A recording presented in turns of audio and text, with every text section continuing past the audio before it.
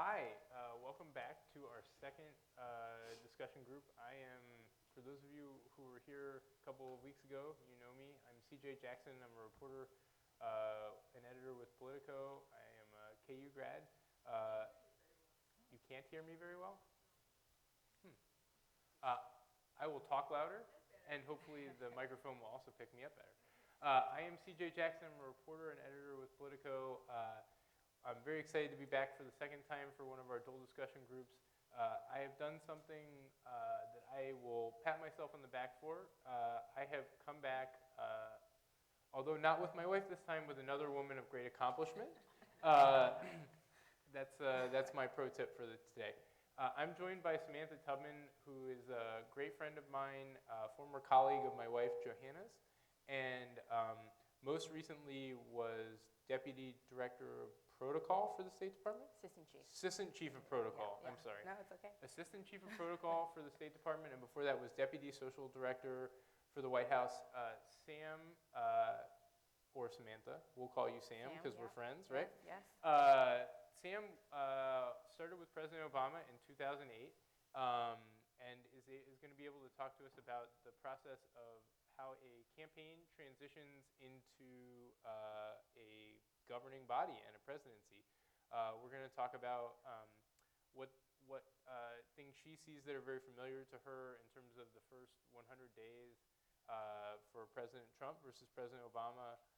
She's going to tell some stories about what it's like to work for a president that are universal, what's different this time, and then we're going to, as we did last time, take some questions from you guys about what's going on. But I wanted to start by asking you, Sam, can you tell the audience, kind of how we know where you are now, transitioning between a job in government into your next big adventure, but how did you get from, where did you grow up? Sure. Well, first, thanks for having me, CJ, and of course to the Institute. I'm really excited to be here today. So I grew up in New Jersey, southern New Jersey, just outside of Philadelphia. Ooh. Rare moment here in Kansas, two people from New Jersey on a stage, okay? I Everybody knows northern New Jersey is superior though, right? Okay. Okay, I'll give you that. But I grew up in South Jersey, in Willingboro, New Jersey, which is the home of Carl Lewis, if you've heard of Carl, and his sister Carol, track and field fame. But grew up there, only child, grew up with my mother, lived about 10 minutes away from my grandparents, my mother's parents, and had a great time growing up in New Jersey. I went to college in Pennsylvania, Haverford College, which is a small liberal arts school just outside of Philadelphia, about 1,100 students, so just a little smaller than this lovely university here. And then after college, I was a history major. I thought I wanted to study law, mainly because my grandfather, my mother's father, worked at the United Way when I was younger in New York City. And when I would go to visit him at work or when we would go up to New York City, I was fascinated at how services were delivered to so many people in such a small space, whether it was trash pickup, fixing potholes, turning on street lights. I was just fascinated by that and thought I wanted to work in big city politics and thought that the best way to do that would be to go to law school, get a law degree, so I could then work in a East Coast City Hall somewhere and help with legislation and policy. So I moved to Washington, D.C. I worked in a law firm, Williams & Connolly. I ended up working for an associate who was working on the Enron case. Oh. Williams & Connolly represented Vincent & Elkins, who was the law firm that represented Enron.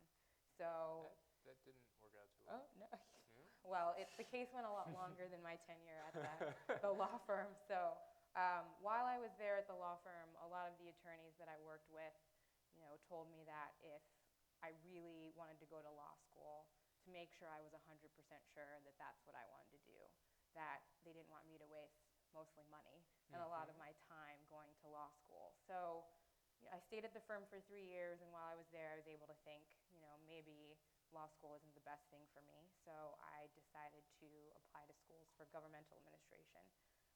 So I ended up getting into the University of Pennsylvania, Fells, a 2-year program there. So I went back to Philadelphia, studied there, and it was kind of a great little thing for me because growing up just outside of Philadelphia, learning a lot more about Philadelphia and Pennsylvania politics, had that connection growing up reading the Philadelphia Inquirer and, of course, watching the local news every night. And then while I was at school there, of course, I thought I was going to, again, go work for some place like the GAO and write policy papers, and I had a professor tell me that I should work on a campaign at least once. So a few of us, right before graduation, we were hired then Governor Ed Rendell's re-election campaign. So I joined his campaign as a deputy press secretary. So I did that, and luckily he won. After that, I then transitioned and worked on his inaugural committee, helping to plan the inaugural parade and the ball that he had that night. My focus was family and friends, so VIPs. So I worked closely with them to arrange their logistics to Harrisburg and sort of put together a schedule for them, what they were going to do. And after that, didn't really have anything to do, so... This is a problem at the end of campaigns a lot of times, right? Of course, always. There's not always something to do for every staffer. Right. But then kind of something big happened Right. for you, right? So a bunch of us figured that we could all interview for jobs for the state of Pennsylvania. And they were in the process of setting up interviews for any agency that we were interested in the state of Pennsylvania. While we were on the inaugural committee, we hired a bunch of former advanced staffers from the Kerry campaign, from the Clinton campaign, to help organize, actually do the logistics for the parade and the balls. So one gentleman named Dan Gross, who ran the ball, called us literally about a week after inauguration, about 4 of us who he had worked with, and asked if we wanted to assist with then Senator Barack Obama's announcement tour if he decided to run for president. So we had spent the last 2 months in Harrisburg planning, the governor's events, and the idea of going back to Philadelphia, being in my apartment, working on my next step, which hopefully would be a lot longer than a stint on a campaign or an inaugural committee, I was really ready to sort of hunker down and start working on that.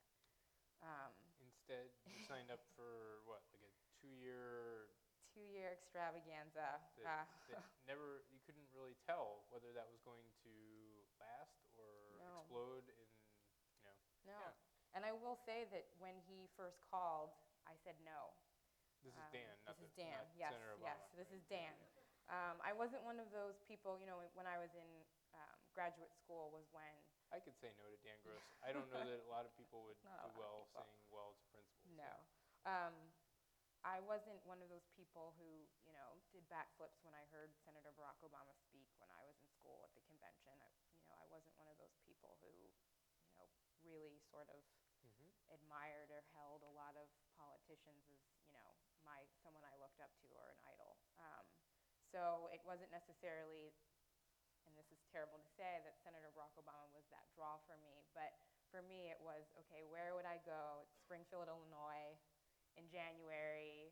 It's not the warmest place in the world. I don't know anyone there, and I'm going to do press logistics, something I've never done before in my life, for a presidential announcement. It was very cold that day, if I remember correctly. And that was actually the warmest day of my time in Springfield. So Sam and I actually met, I think, for the first time about 2 days later.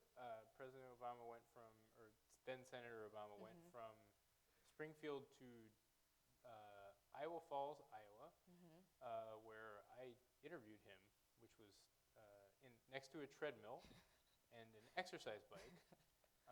And my bag was carried by the son of former Kansas basketball, or not the son, the brother of former Kansas basketball player Nick Collison. So there we go. Anyway, Sam, you get on this 2-year roller coaster that had a lot of ups and downs that I think we may get to or we may not.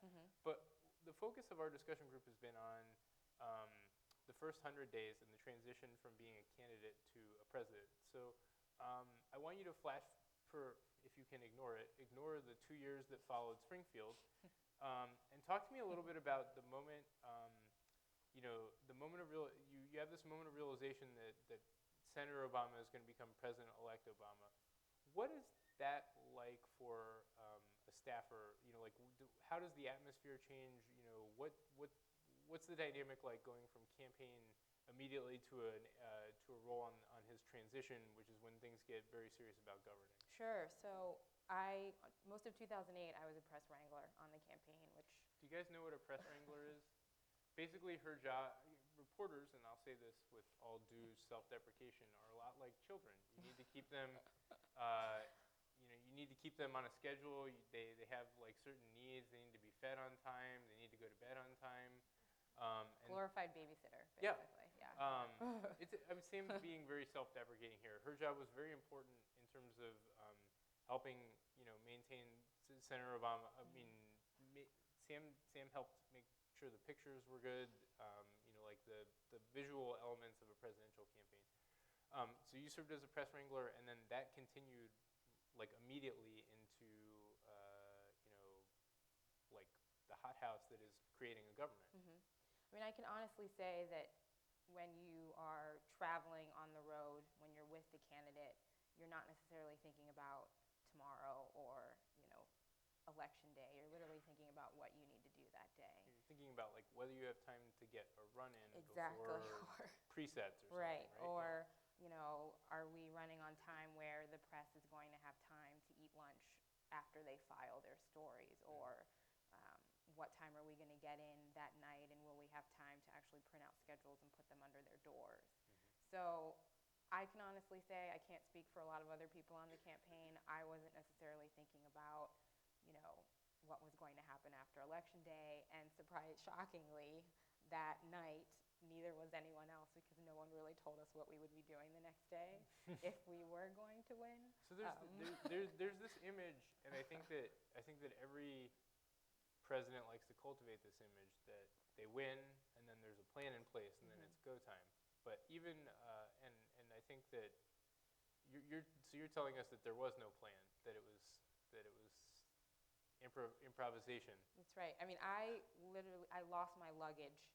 Well, Eric Lesser, who's now a state senator of Massachusetts, who was the luggage coordinator, would say otherwise. But my luggage was left behind in, I can't remember if it was Ohio. It just didn't make it bag did call. not make it, and I didn't have any clothes. And so I was more concerned about, oh my gosh, is my bag going to be in Chicago when we get there? You're just thinking of all kinds of crazy things. And the other woman who wrangled with me, we switched on and off. So it was her day on Election Day. So she was with the senator when, they voted and did all that stuff. And I not necessarily didn't have the day off, but literally didn't have anything to do because no one told me what we were preparing to do the next day. So you went shopping. I went and had lunch. My mother came to Chicago, so I made sure she got to her hotel okay. I had to figure out exactly what time I had to physically get to Grant Park because I was working the buffer that night, so thinking through that kind of thing and how many layers should I wear, what's the weather going to be like. And I show up to work the buffer, and I'm there with all these photographers, and of course it's not just the set photographers that traveled with us on the plane. It's literally every photographer I encountered literally for 2 years who were there. They weren't in the pool with then Senator Obama. So we're in this buffer, and what is the buffer, Sam? Yeah. For those of us that are, yes, I know what the buffer is, but tell the good people. So literally the space right between the chairs and the stage, that's essentially what we call the buffer. But the United Secret Service, of course, needs the buffer to be a little bit larger when you have crowds that are a large size. And press who are registered for the event are allowed to access that buffer if they're escorted by a campaign staffer. So on days where I wasn't necessarily on pool duty, I had buffer duty. So I literally controlled access of the buffer. Because the buffer is so large that night, photographers had their cameras so they could just file photos as quickly as possible to get them out on the internet or get them to their outlets as quickly as possible. But we were in the buffer when we got word that McCain was going to go live and So that is actually when it really, really, really hit me. And so that hits you. I'm sure that's a moment where you feel like you've talked a little bit how this wasn't always your dream to work for a political campaign. I'm sure this is a tremendous moment of realization. But the next morning, right? It's like that. Well, we've celebrated, and now, oh boy, we've got a form of government. What is that like? Do you see do people panic in that moment? Did they seem calm? Describe like kind of the mood in transition land? Sure. So of course the next day was my pool day. So I literally had to gather the pool like you did the day before. The interesting thing was there were fewer people around. Was there more security? And that is what I think was the most significant change, is that the moment he becomes president-elect, basically what you see is Secret Service, which they call the Presidential Protective Detail, PPD, who is actually was covering President Bush.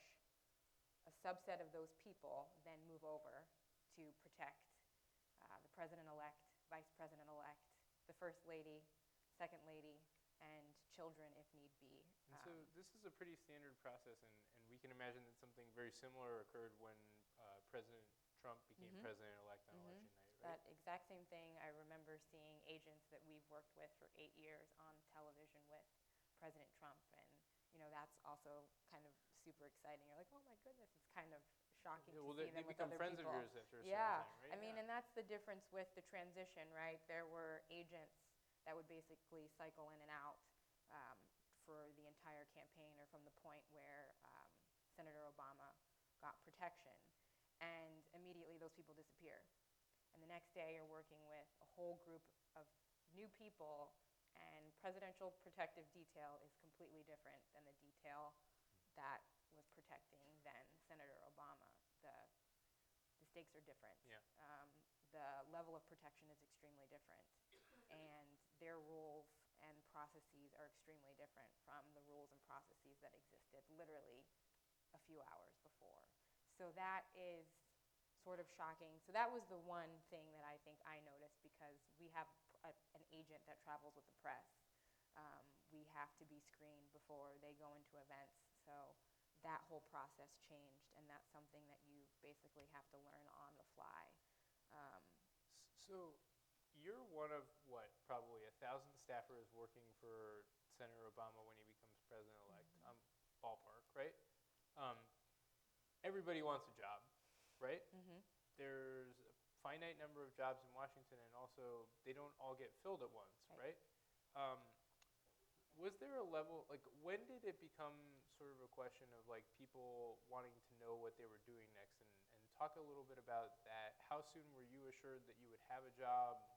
How soon were a lot of your friends and colleagues assured you would have jobs? How does that process play out? Sure. So there were essentially almost 2 transition offices. There's one in Chicago, and there's one in Washington. Which was a lot like how President Trump's transition played out. There was you saw President Trump up in Trump Tower, and there was also a D.C. office where VIPs would slink in and out to meet with Mike Pence, and kind of under the radar and stuff. That's right. And so that was also happening in Chicago, which it's interesting. We would read about meetings that President-elect would have, and I'm like, wait, I was right down the hallway and didn't see any of that happening. So the office, there's 23 of us in Chicago, and again, Katie and I, the other wrangler, still had that rotation. So when she was out with the pool, if he was out that day, I was in the office working on the schedule for the next day. So while we were there, luckily, I was with my boss, the director of scheduling in advance. You're around sort of a lot of other people who you can kind of have their ear, or they're there to sort of explain to you or tell you what opportunities may be available. Would that be Alyssa Mastromonaco? That was Alyssa Mastromonaco. Who was eventually President Obama's deputy chief of staff, right? Yep. So they basically sent an email out to all of the campaign staffers and told them, it was almost like a questionnaire we filled out to ask us where we were interested in working, if we were interested in working, sort of rank different agencies or different offices within the White House. And Alyssa came up to me and asked if I was interested in working in the social office. at the White House, because it kind of made sense doing all the logistics that we did for 2 years to then transition into a role like that. I had never heard of the social office up to that point. So I want to talk to you about what the social office is, because I think that's very important and actually plays a role in how a president establishes himself. But, you know, just to ask this again, were people like panicked about whether they would get a job? I want to give our like discussion group a sense of how a campaign aide like reacts to the, you know, like first there's this great like rush of joy and everything you've worked for has come to fruition. But then it's kind of like the situation that you were describing after Governor Rendell was elected, right? Like, what is my next job? Right. Because the secret about campaigns is that eventually they end, and not everybody has a job. Right. So pretty much no one really had a job.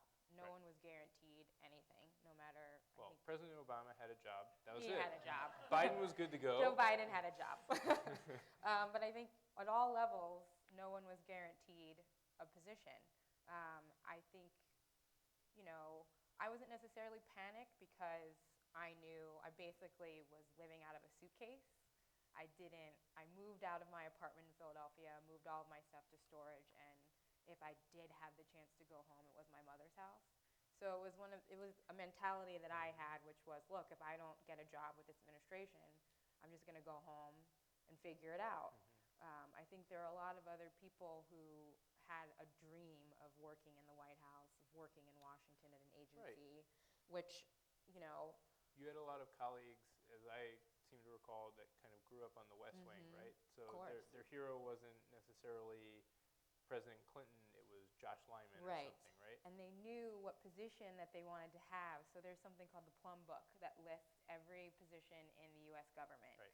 And Katie Lilly knew the Katie exact... Lilly is Samantha's former colleague. Yes, the other wrangler. She knew exactly what position she wanted, which when we were in transition and she was talking to me about it, I'm like, wait a minute, how do you know that that position even exists? Like, where did you find this? And so you guys know, in talking to people who work in the Trump administration now and transition from the campaign, this is a very common bipartisan thing, you know, like status check, look at the Plum Book, figure out which government level job pays what you can live on, and which one prestige, you know, State Department. There's a triage of like kind of what job is most interesting, State Department, you know, like there's the big four cabinet agencies and stuff. So this jockeying is all going on and to varying degrees, right? I was one of the clueless ones. So I was definitely like, I'm going to put my head down and do the job that I've been asked to do during transition. You can't blame her for being clueless because she stuck around reporters all day. No, I'm kidding. True.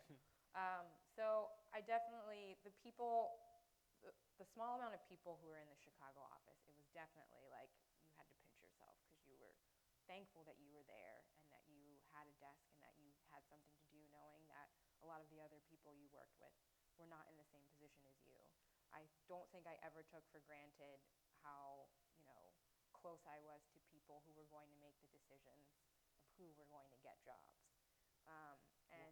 And a lot of folks ended up, when a campaign ends and it's successful, there's darkness at the end of an unsuccessful campaign. There's no jobs. It's very harrowing, like by people telling you. But people end up in two buckets usually, right? They end up on the transition where they're working on forming the government, or the inauguration where they're working on celebrating, right? That's right. So a lot of people then, especially advanced people, left to go work on the inaugural committee.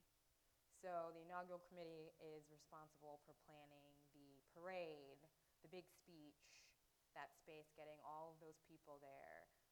They work on all of the balls and all of the events, you know, the events that you see at the National Cathedral, the event that they did at the Lincoln Memorial. So you had a big chunk of people from the campaign move to Washington to go work at the inaugural. And again, that was a short-term job that was going to end.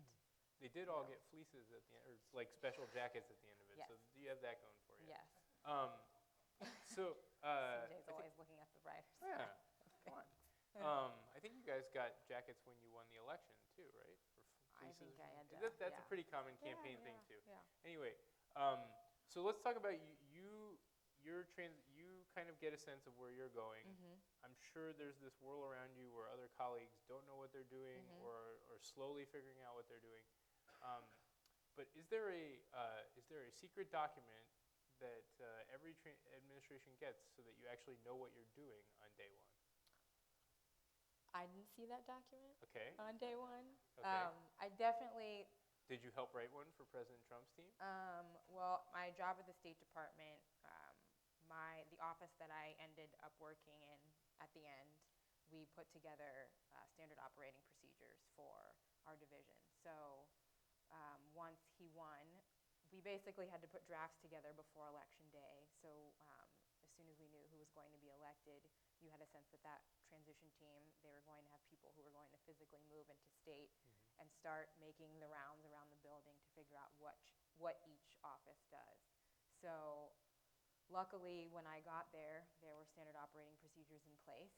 So a lot of times it was just us updating things. If any type of procedure had changed, it was, making those changes. But, you definitely want to leave a manual behind, because when you're going in, you realize how useful it is. Even if you decide not to go, or if you don't agree with what someone has put together for you, or if you don't want to go with those guidelines, at least you have a guideline and you have a sense as to how things were done. Right. I mean, the key to breaking rules is knowing the rules Sure. first, right? Yes. Yeah. As my 5-year-old would tell me. So you started in this job in the social office, and Mm-hmm. Sam, can you tell our discussion group what the social office is and what they do? Sure. So the social office is physically in the East Wing. The social secretary and the office is a part of the First Lady's office. The social secretary reports directly to the president and to the First Lady, but they are responsible for managing all events in the residence. And that can be anywhere from a press statement to a lunch to a reception, um, meetings with members of Congress, musical events, events with pets around with Bo and Sunny. let me ask a question that may sound kind of harsh, but why is this stuff important? Like, tell me why we have a social office, Sure. a social secretary, and yeah. Well, I think that you can't necessarily have the president or the first lady worrying about how their guests are going to get into the house. Mm-hmm. You can't necessarily have them wondering, picking out tablecloths and picking out flowers. They are focused on other things. So you hire someone who will get to know what their tastes and their preferences are. And every time they are executing or planning or thinking of an event, they have that in mind, and they're putting that together. They're working with Secret Service and with other entities around the building to get guests into the building. We also sometimes are responsible for their private events. So these positions are really about, and to some degree, and correct me if I'm wrong here, setting the tone that the president and the first lady want for their administration, right? It's a kind of a public diplomacy thing. That's correct, yes. So tell me, like, you're working in this job during the very early part of the Obama administration. Mm-hmm. Do you feel like part of your job was helping to, was he trying to set the tone for his presidency through your office? Was the first lady trying to set the tone for her, her tenure through your office? Like, what were they trying to communicate during that time? I mean, the one thing that they communicated from day one, and we saw this the first day they lived there, where they stood in the Blue Room and greeted people on public tours. The one thing that the First Lady said is that this is the people's house, and she wanted as many people to come in and visit and enjoy and experience the house as possible. She wanted a diverse group of people. She wanted to make sure that we were including the community around us, folks in D.C. She loves children, so she wanted to make sure we were engaging young people and bringing them in. But from day one, it was literally, we want this to be the people's house. So then Social Secretary Desiree Rogers made it a point for us to really zero in on the guest lists and the audience. This is who we were bringing in to experience the events that the first family wanted to host. So how does that, impact, kind of the presidential transition? Like, do you, when you're putting on these events and you hear, Secretary Rogers tell you, we want to make this the people's house, did that tone kind of carry over? I mean, like we were talking, the focus of this discussion is the first 100 days of President Trump. And I'm wondering if, like, you saw things there that sort of carried on, like, does this something that tends to carry on through the arc of a presidency, like stuff that they're doing? I mean, is that something that you saw Barack Obama carry on start to finish, like open, creating an open White House? Absolutely. I mean, every day, every event, I think, we wanted to make sure we weren't inviting the same people to all of these events. We wanted to make sure that we were bringing in different people for every single event. I think of something, since it's now, March Madness is upon us, we were lucky enough, and it's been a tradition, to host championship teams at the White House. And, one thing that we thought about was, how can we make this a special day for these athletes who are coming in here, but how can we also make it a special day for the community and for their fans? So what we started doing was bringing in school kids. So whether it was a football team or a basketball team, we were bringing in local boys and girls teams to then we'd have the teams come in, they would do a tour of the White House, and then they would spend, 20 to 30 minutes engaging young kids and talking to them about, what it means to be a good team member, or what it's like to win a championship, what they do in practice. We had, I remember the New Orleans Saints did a clinic with a high school team out on the South Lawn. You had Reggie Bush and some of those other players playing with a lot of these young people. And I know, as someone who grew up watching sports, playing sports, I couldn't imagine having the ability to do something like that with these people I see on television, every Sunday at the White House, and then after I'm playing with them, going upstairs and sitting in the East Room and watching the president then congratulate them on, a season well done. And that, to me, was remarkable. And to see these young people and their faces, and even their coaches or their teachers when they're walking out of the building, knowing that that's going to have an impact and that will stay with them for hopefully the rest of their lives. So you stayed at the White House for 4.5 years, and then moved on to a role in the State Department, where you took on, I think, even more prominent role in terms of the U.S.'s diplomatic relationships, right? Yes. Okay. I'll characterize it that way.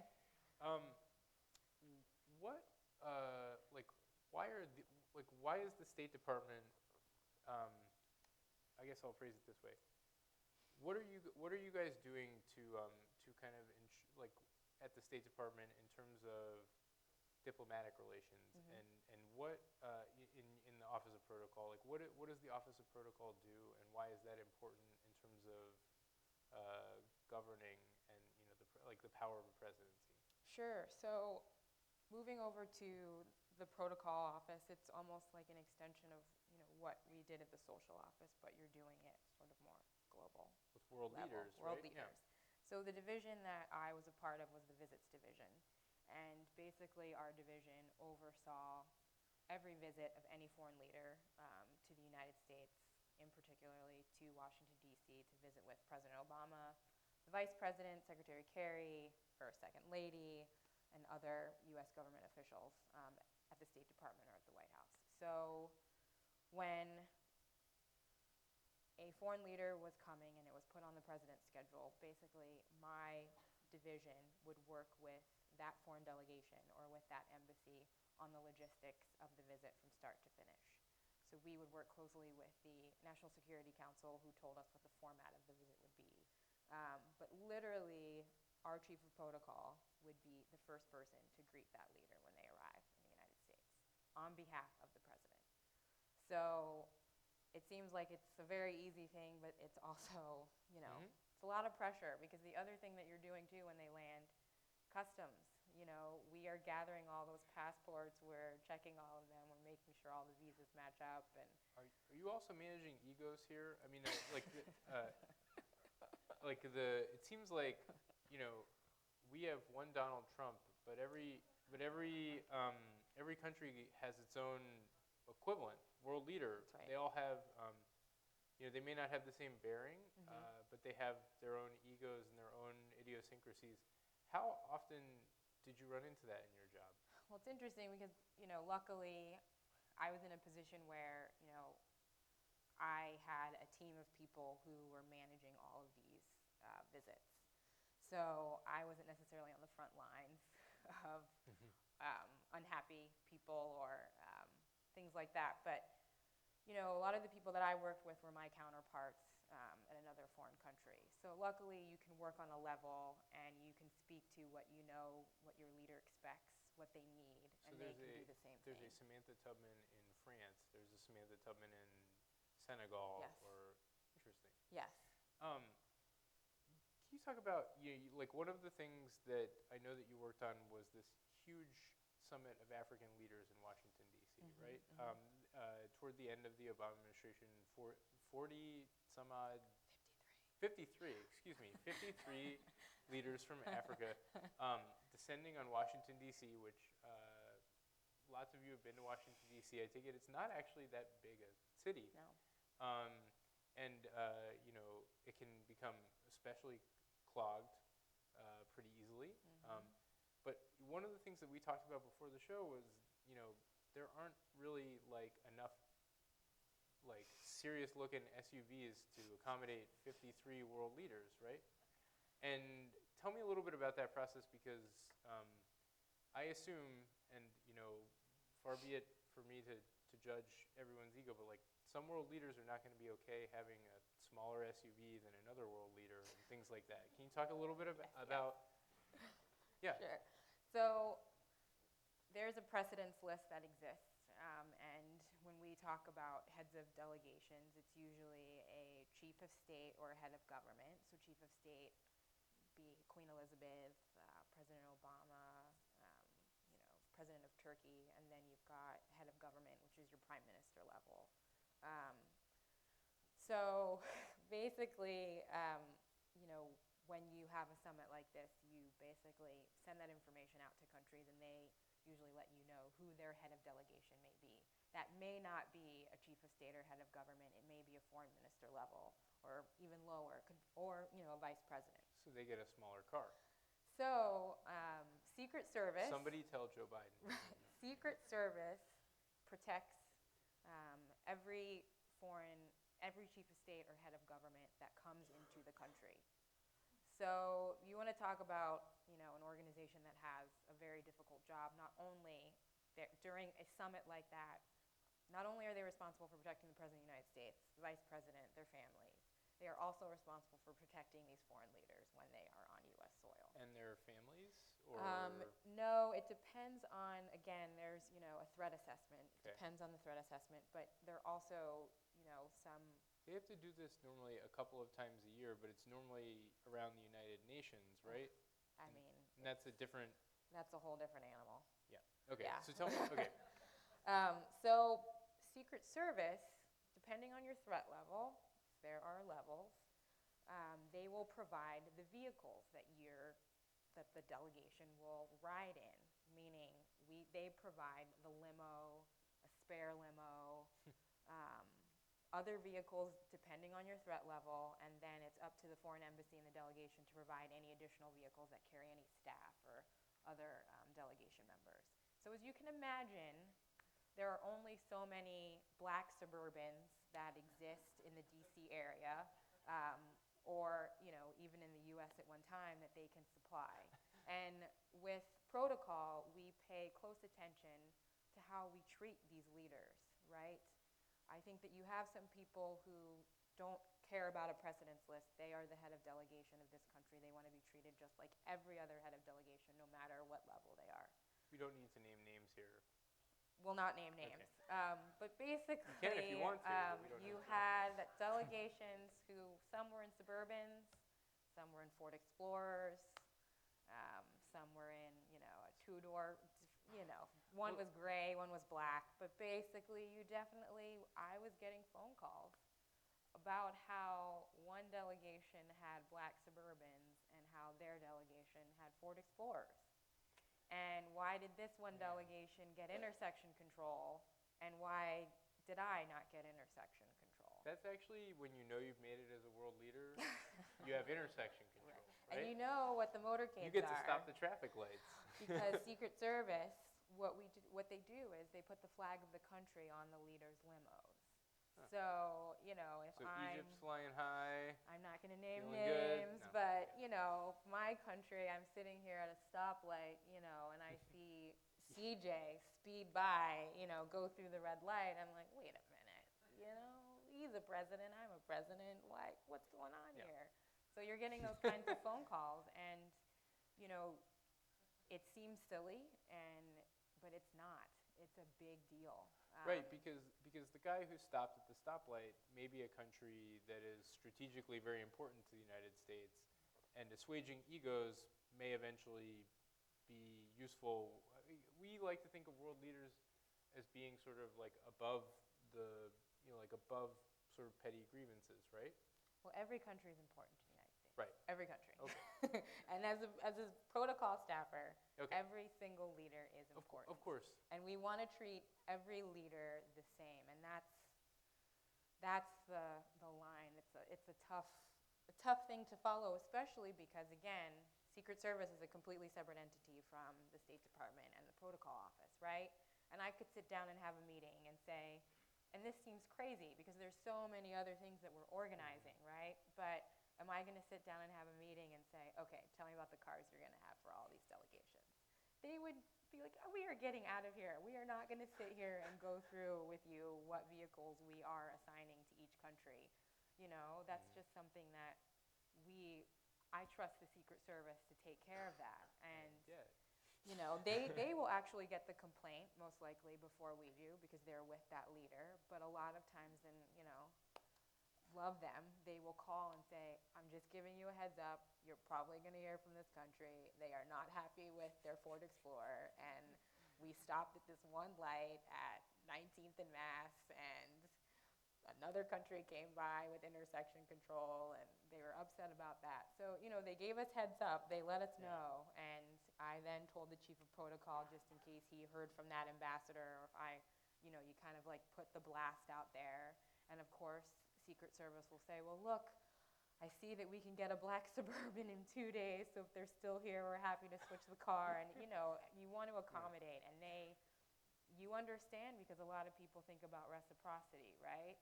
You've got a lot of leaders who are coming to Washington, and you never know what, U.S. government official is then going to that country. Right. And how we treated them here. Is that going to reflect how they treat us there? One way we get around that as a nation is that the president usually flies his cars with him wherever he goes, right? So if we treat somebody ends up in a Ford Explorer, President Trump is taking the beast with him, right? That's right. Yeah. So we can afford to do that. I want to get to our audience questions because I know that they're going to have lots of interesting questions for you. But before I get to that, you worked through a presidential transition, and now you're watching one as a more informed citizen. Mm-hmm. What struggles are familiar to you in terms of like what you're seeing? I mean, every president struggles with a transition because it's just this massive task. Mm-hmm. I'm interested in what, like, the things that you've seen that are familiar to you, and what do you think in terms of what you've seen is unique to President Trump? Mm-hmm. I mean, it's always hard when you are working and doing and also trying to hire, right? Mm-hmm. So I remember our social office was not fully staffed for months, and we're still doing events. There's like 3 of us. Because there's this protracted process with FBI background checks and lots of different things, right? I mean, even people that may have been selected to work there, it is taking a long time to go through their security clearance. That's basically every administration. Every administration. My transition from the White House to the State Department took way longer than I ever thought it would be because I won't even get into the forms you have to fill out. And The people they have to call again just to make sure still lived in this one location or you still are who you claim to be. But a lot of times, people's background checks can get held up because people they listed on their form, the FBI can't get a hold of them or things like that, So the sort of startup struggle, the struggle to grow and build out your government, that's very common.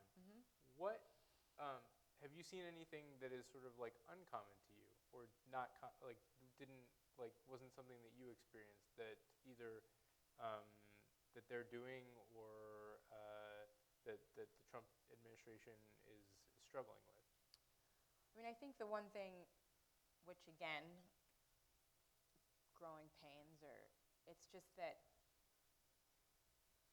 what I tend to, with the State Department, for instance, Secretary Tillerson's going on his first foreign trip, big foreign trip. He is not traveling with a large press pool.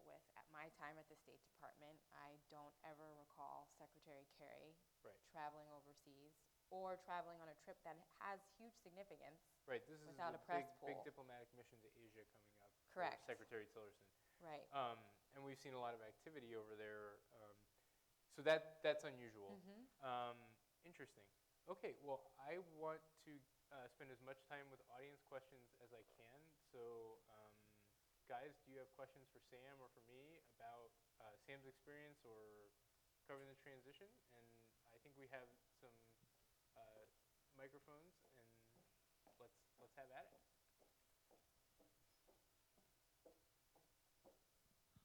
Hi, thank you for coming. I have two questions. When you talk about protocol, I think of people going to other countries too. And do you meet with people to tell them what is considered good manners and bad manners and those kinds of things that go across? And also, do you think the president's wife now is meeting and making these decisions? Mrs. Trump? I mean, since she's not living in the White House. Sure. So first question, protocol. Also part of the visits division that I worked in, we oversaw all of the president's meetings that he had overseas as well. So our job overseas was to work with the foreign delegation to make sure that what the National Security Council, their expectations and their discussions on the policy side of what the format should be, we were negotiating those terms in terms of, what exactly did the meeting look like, how many people were going to be in the room, are there note takers, press format. It's a back and forth between every nation, right? Right, exactly. And some nations are more inscrutable than others, right? Right. Okay. And so, along with this, it's more just when you're going to a country, they're the host, they're running the show. So you're just making sure that it is in line with what our president is used to, what the other U.S. government officials who will accompany him are used to. What I was talking about, I meant like it's bad to look at someone's belt or, just things like that. Sure. That are Cultural. So here in the U.S., when we would host leaders, basically what we do is, we put together this document that we send to the embassy or the foreign delegation, which we call the forms of address. So this document allows the delegation to let us know what title we should use for their leader. If their spouse is coming, they let us know what title, and any other high-level delegation members. If they're announced with the president, it's President Obama and how they want their leader to be announced. Dietary restrictions. Is there anything we shouldn't serve? Any allergies? Paying attention to that. Colors that we should stay away from for floral or any linens. Can I interrupt and ask? Tell me a world leader who had dietary restrictions or rejected a color pattern for the floral arrangement. I will not call out any world leader there. But Does a world leader exist who had a floral pattern objection? There are world leaders that exist who have color preferences, yes. Fascinating. But then you also I learned have, something new today, guys. there's also cultural concerns. Like in some countries, certain colors you reserve for wearing to funerals. Sure. So you don't want to necessarily wear that color in a meeting with them. There are... That would set a diplomatic tone, of course. right? Yeah. those are things that you have to pay attention to. I will say that there's one world leader who would come and visit once or twice a year who on their forms of address said that they loved green apples. So that forms of address, when we get that, it's signed off by that embassy. We then show it to the chief of protocol who signs off on it, and we literally distribute it across the U.S. government. So Congress gets it, other agencies get it, the Pentagon. So usually when everybody's got apples waiting for this leader. everyone has apples waiting. So this leader literally started at, I don't know, 8 a.m., ended at the White House. That's a lot of apples. All day. Okay. All day. So we're literally after the meeting with the president, then does a quick pull aside with Secretary Kerry in the Roosevelt room. I happened to be called into the Roosevelt room. Was told, I've had green apples all day. Can I please have something else? Anything. Give me anything.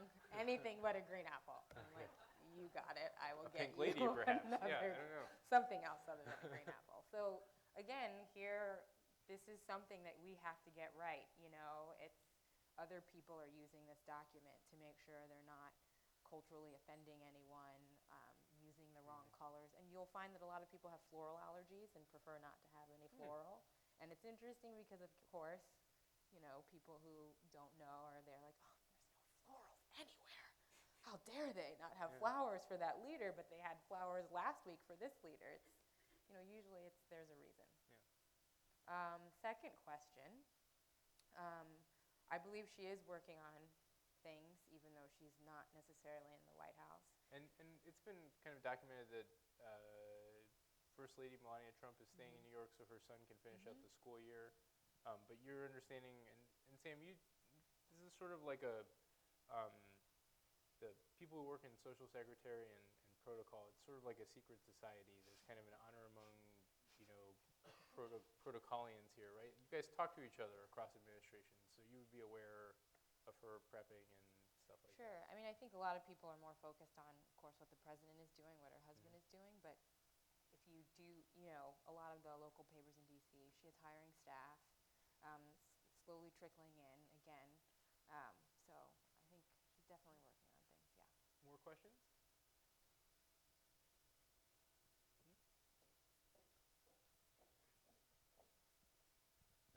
Hi.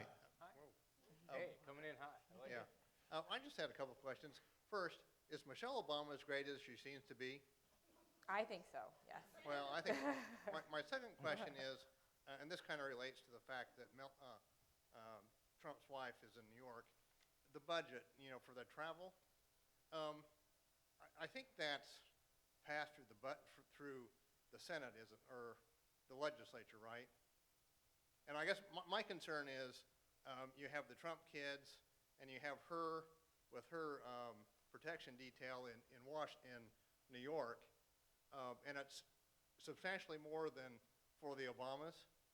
So how is that handled? Do you know how the cost of all that is handled? Sure. So, again, Secret Service is responsible for protection, and of course they, again, assess the threat levels of not just the president but the family members. So it is a safety issue, and of course, it's important.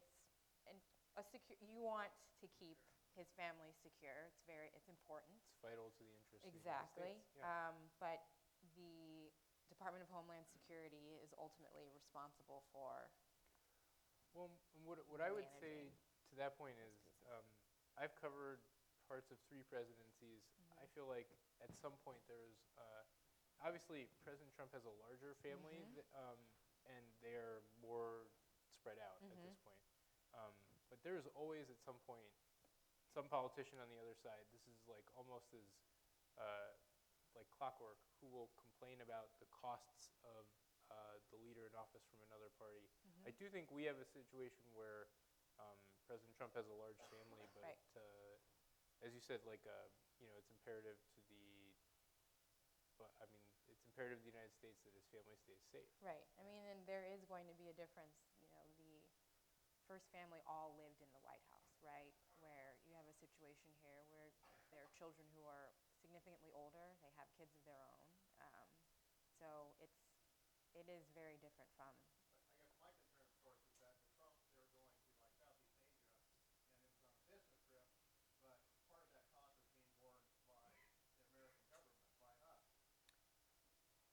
Yeah, I mean, I think it's a difficult situation, but ultimately, we have a history in this country of ensuring that the first family is well protected because I mean, I think that there's definitely questions that people are asking about that, but I don't know that I don't know about that. I don't think so. No. More questions. That was an interesting one. Hi, thank you for coming. My question is about your time in the social office, and something that I was always impressed with the Obama administration was how the office kept relatively big announcements under wraps. And I just think about the juxtaposition to the at least recent Trump administration. It seems like there's a lot more leaks just coming out of their administration. Just one example that you might talk about, I was always impressed with how the 4th of July performer was always under wraps. I remember the Foo Fighters or Train or whoever it was not announced until everything was ready. So just maybe you can use that as an example, or just other things that you had to keep within your office I think until they were ready to be. Just because reporters are that much better at their game now, right? Well, a lot of it has to do with when the rollout is going to be about the event, right? If you notice with the Obama administration, it was pretty much routine as to when they announced that events were happening.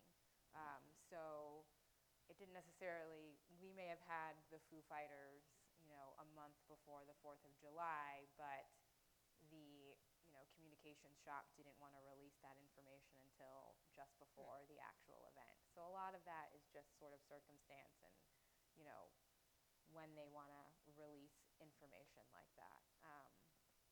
But people, it wasn't, our office was, of course, responsible for getting a lot of talent, but a lot of times you're negotiating, too, with the performer as to when it's going to be announced.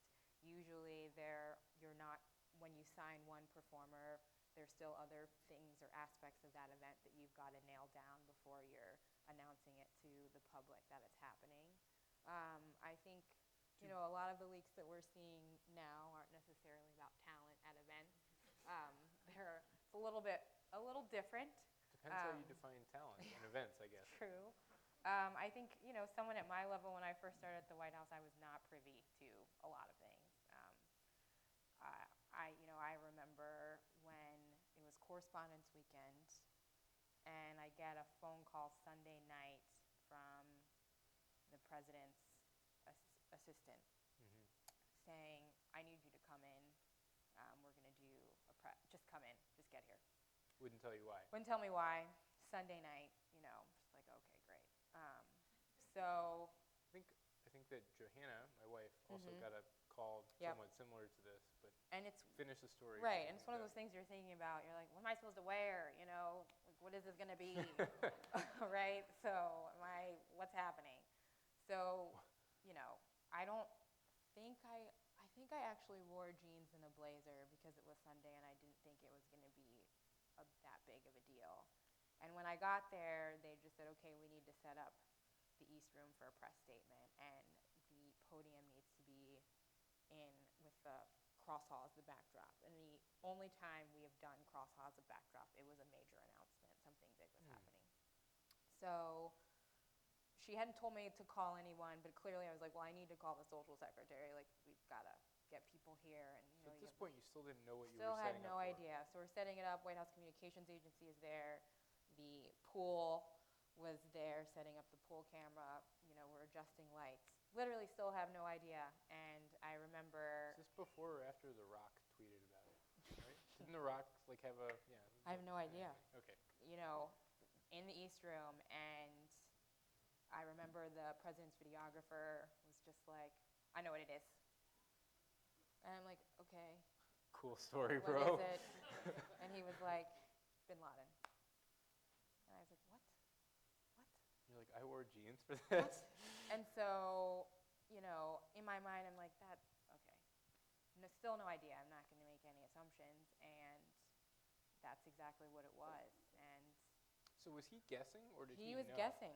Wow. Okay. And then it slowly comes out what was happening during that entire day, and they do the statement, and you see the people who are there, and it's you're not asking questions like, wait, how did it happen? Like, tell me everything. It's literally just you're setting up for this. Although I'm sure you want to, right? I mean, of Yeah, course, this but is the instinct of every staffer is to Right. want to know more than they have. And Right. it's sort of, and then as soon as it became public, we're all in there, everyone's on their phones, checking their phones and Blackberries, and you start hearing all this noise outside. It's all these people running to the front of the White House, and they're chanting and they're yelling, and it was interesting. But literally moments like that, the people who are setting a lot of this stuff up were not privy to what's going on or what's happening. We're literally just there to put it together. And again, I think what's interesting and what is always a constant is you have the White House Communications Agency, you have the White House resident staff who are there and work for every president. They don't change out like people who are in my position do. And those people are there with the institutional knowledge to set these things up. So if Katie couldn't necessarily have reached me, Katie Lilly, your former White House Kay colleague. Johnson. Oh, Kay Johnson, excuse me. They definitely would have had people who were there to set it up. But, we're there because we have to fill out all this paperwork to initiate the process. But of course, on a night like that, I don't know what it is. I just know that they want a cross hall backdrop. Like, I need the Blue Goose podium. Press need to have access in here. It's just making sure that all that's happening. And I was told it was going to be roughly around this time. So can we just have it set at least 30 minutes prior? And we don't need any chairs for an audience and that So kind Sam, of thing. can I ask just kind of a follow-up question with that sort of relates to leaks? Mm-hmm.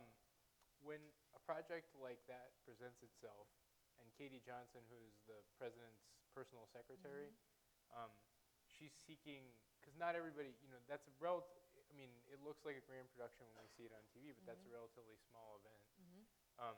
Is she, in her mind, thinking, who are the 5 most discreet people I have that won't be asking me why I'm here on a Sunday night and whether I should be wearing jeans? No.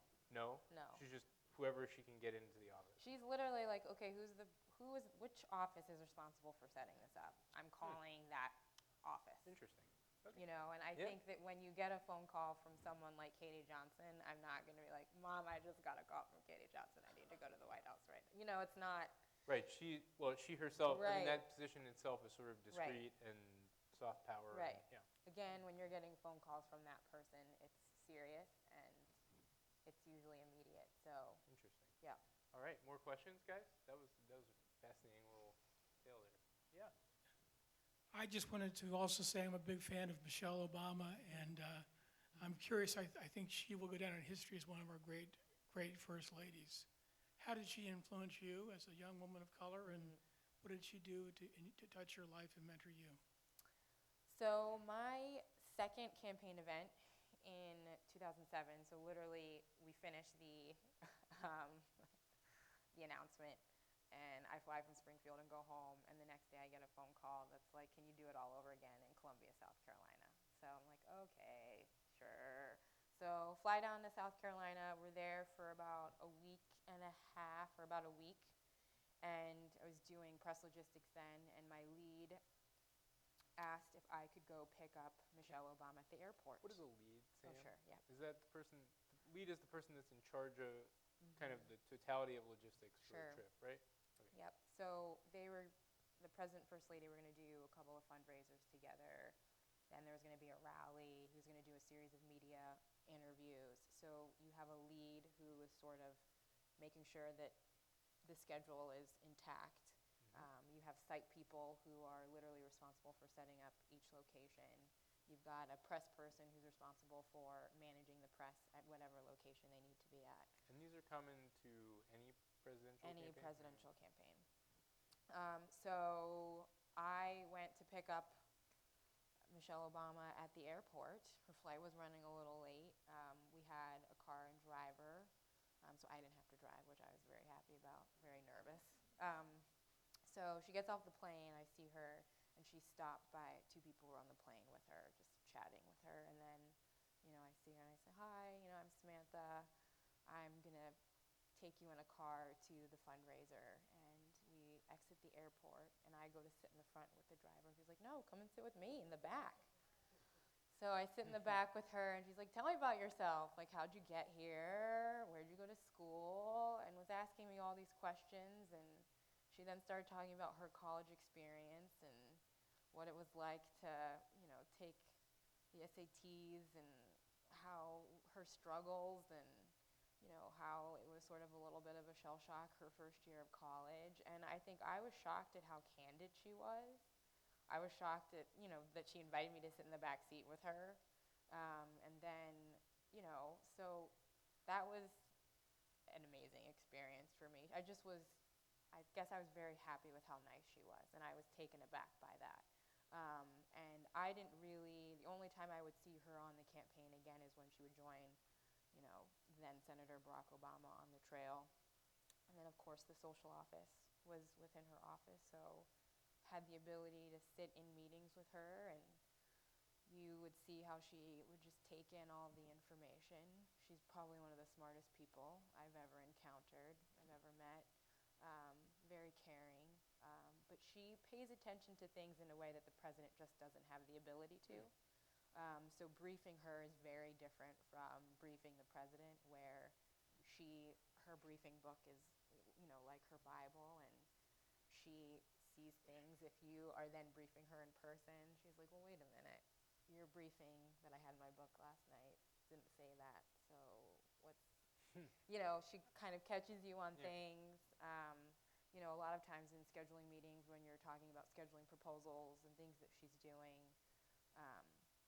she's like, well, did you think about maybe doing it this way or that way? And you're like, that's better. She usually she has all these amazing ideas as well. But she's, an inspiration, I think, and seeing her interact with young people. She hugs people, which I think catches people off guard too. She's definitely a hugger. Yeah. That's like a reputation she had across Washington. Mhm. You'd have a lot of, she'd even hug reporters, which is, who's going to hug a reporter? Yeah. They're not married to him. Yep. So, yeah, she's very special. And I think, Some reporters, not all. seeing someone like her, and she's a mother, she's, athletic and strong, and she's incredibly smart. And I think that anyone would look up to someone like her. I count myself extremely lucky to have the ability to work for her and to have staffed her. In my role in protocol, I would play the role of acting chief of protocol and travel on her trips. So seeing how she was received abroad, seeing her interact with these leaders, it was quite remarkable. And even the Let Girls Learn program, all of her initiatives, how they have really touched a lot of people, and how people have engaged in those programs is quite remarkable. More questions?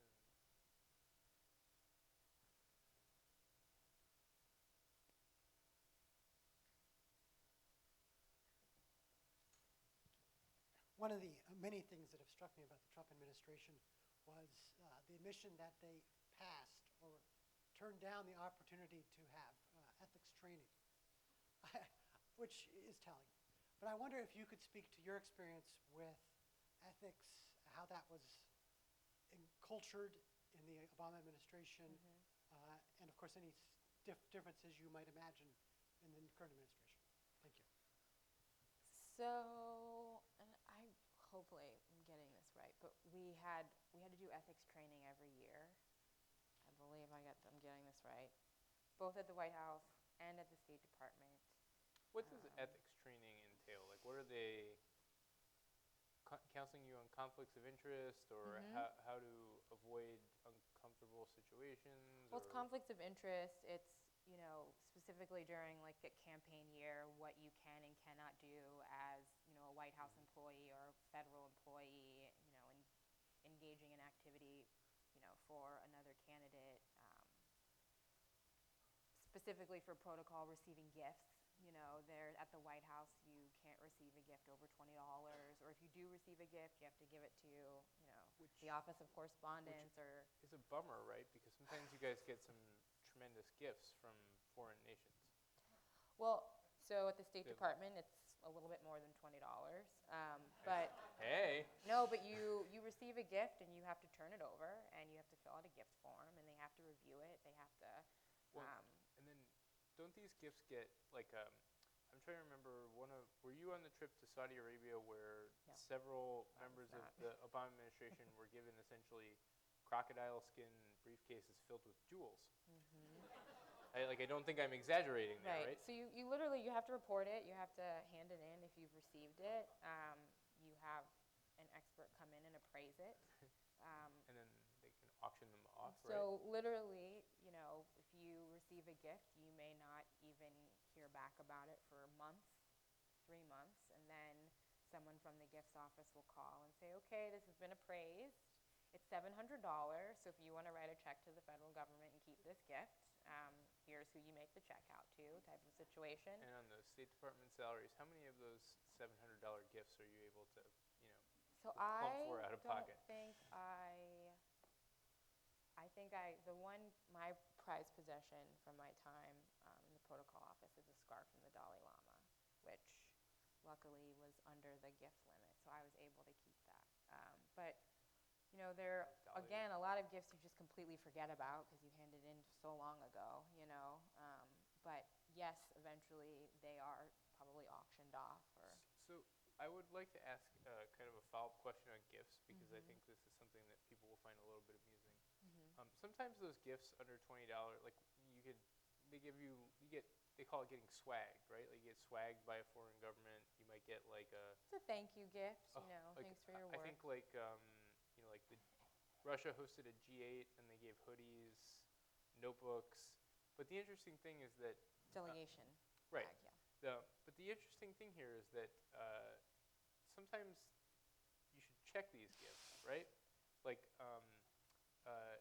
because not just because of their cost value, but they may contain recording devices or other forms of kind of espionage, right? Right, and that's why You don't want to take a flash drive from a foreign government. No, I mean, and that's again other things that you learn in these trainings is, we weren't allowed to use thumb drives at the State Department. You just weren't because, of what could happen. They could be corrupted. You then corrupt the entire system. And I think with gifts like that, you want to be sure, right? So that's why you're handing it over.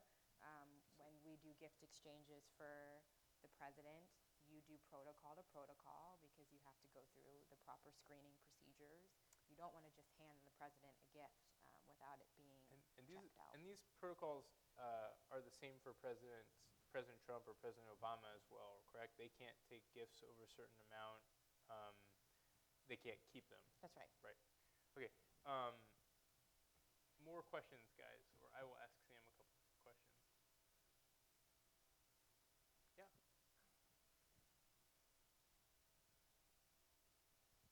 So this is kind of a two-part question about the State Department.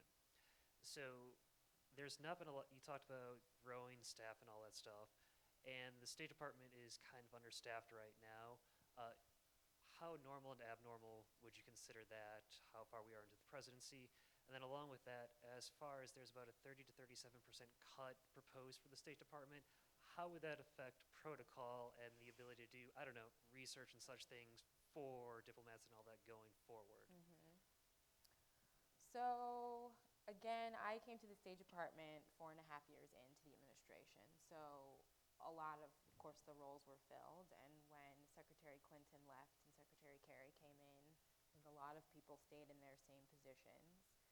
There were a few positions, of course, Chief of Staff, those kinds of things that Secretary Kerry wanted to fill himself. But I think it is, I don't know Secretary Tillerson. I don't know what his style is. I don't know how he prefers to be staffed, whether he prefers to have a lot of staff with him or travel with him. Well, and a lot of the positions that are waiting, that are not yet filled in the State Department require Senate confirmation. Correct, yes. And, whether you agree with it or not, and I won't make you kind of opine on that, but the level of delay is approaching a historic level in terms of what Senate Democrats have been able to do in terms of slowing Senate confirmations, right? I mean, and so when you get to a certain level, you can't, a lot of potential deputies can't be filled until the Senate votes on them. Is that right? Right. Okay. So I don't know where they are in the process of possibly even vetting people who they want to put in these positions. Um, I don't think that that's been something that's been very public, but again, going on a foreign trip and not having a deputy secretary in place, but again, I feel like we're not necessarily privy into, what the process is in terms of filling the deputy roles, the assistant secretary roles. But in terms of how it affects protocol, there isn't a chief of protocol yet. During the Obama administration, there wasn't a chief of protocol up until about August because of the confirmation process Right. and all of that. So some of these positions not necessarily abnormal Right. to have them not filled. Right. But with protocol, you have political appointees and career employees. So when I left, there were still, I want to say, 4 to 5 staffers who were there. So basically, it continues. They are managing those visits for President Trump. So These are the people fielding calls about having to stop at one delegation having to stop at a stoplight and another zipping through. yes. Okay. Man, Yeah. hate to have that office understaffed. Yeah.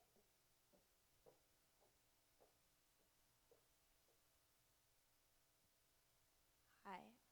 Okay, so I know everyone likes to say they have no regrets, but so instead of regrets, I'll just ask, what is one thing you might have approached differently? That's a great question. That is a very good question. Well, it's really interesting now that, I worked for the administration for 8 years, and there are a lot of things that I think I was really passionate about or that I really fought for, you just dig your heels in. You're like, I'm not budging on this. This is how I think this should go. This is best practice. And now it's like, why the heck did I even care? Why did I even spend 2 days fighting that? I remember I did the last event I did was the vice president's trip to Switzerland, which literally got back the Wednesday before inauguration. And we had flags that were sent for he did, I want to say, 3 to 4 bilateral meetings. And we usually do 2 of the foreign country flags and 2 U.S. flags. And when we were setting up the room, his bilat room, and we were putting out all the flags and steaming them, I'm like, these flags are wrong. We had one flag that was a day before the administration leaves office and you're fixated right. on the flag. But I mean, that's important, right? This is a representation of a country, and one flag that we had 2 flags for one country. One red was darker than the other. For the other flag, it was an outdated flag, because you'd be surprised how often countries update their flags. And I know that I would have probably picked up the phone and been like, okay, what is happening? Why didn't you check these flags? You need to get them out here as soon as possible. And, our poor site person, I happened to be the lead, was just like, what do we do? These flags are wrong. And I'm like, we're not doing flags. No flags. It's fine. It's flags. No one's paying attention to us anymore anyway, right? Like, we just won't do it. I mean, those are things that I probably would have, gone into a corner and cried about, right? Like, I'm going to get fired. We don't have any flags. The vice president loves flags.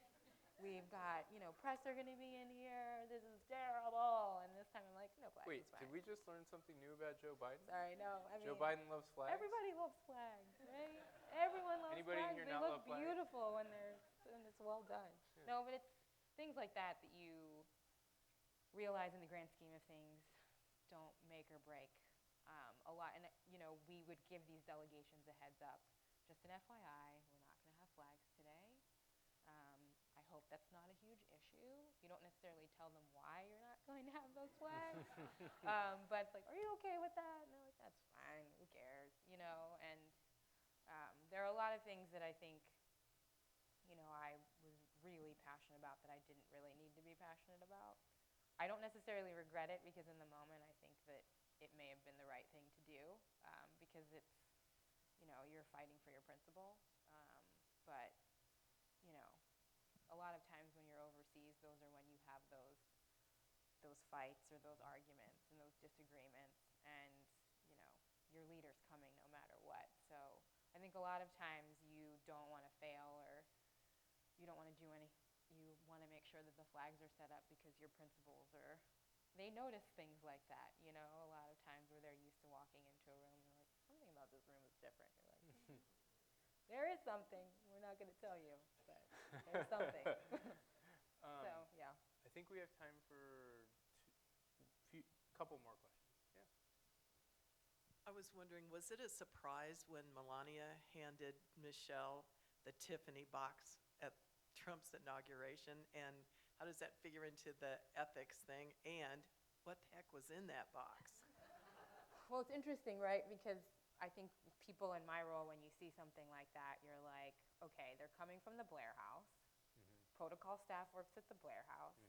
How did they let Melania Trump walk out of the Blair House carrying a Tiffany box? Why didn't they offer to take it and take it over? You know, so that's almost like a protocol staffer fail, right? That's immediately going through my mind is like, like how did anyone?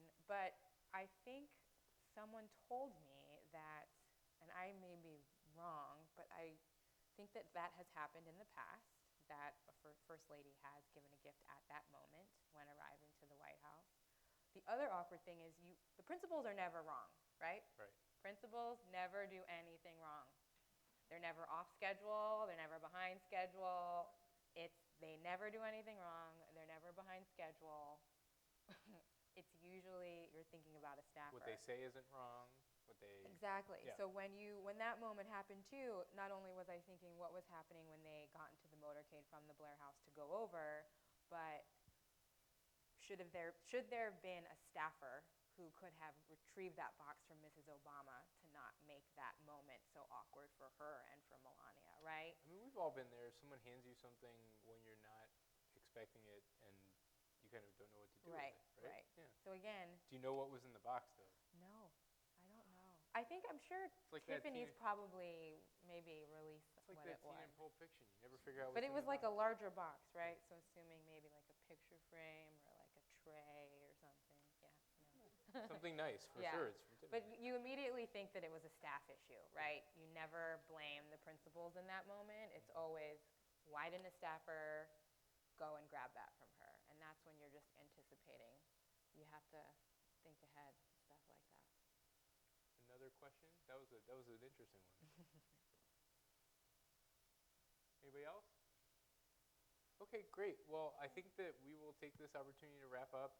I want to thank Sam for coming. It's great to get interesting guests here to Lawrence.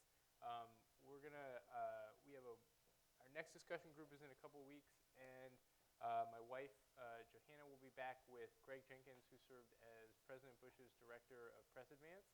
And they will talk about a lot of different things, including how to get a principal from one place to the next, and they'll have a really interesting bipartisan discussion. Thank you all for your questions, and have a great night. Thank you for coming. Thanks.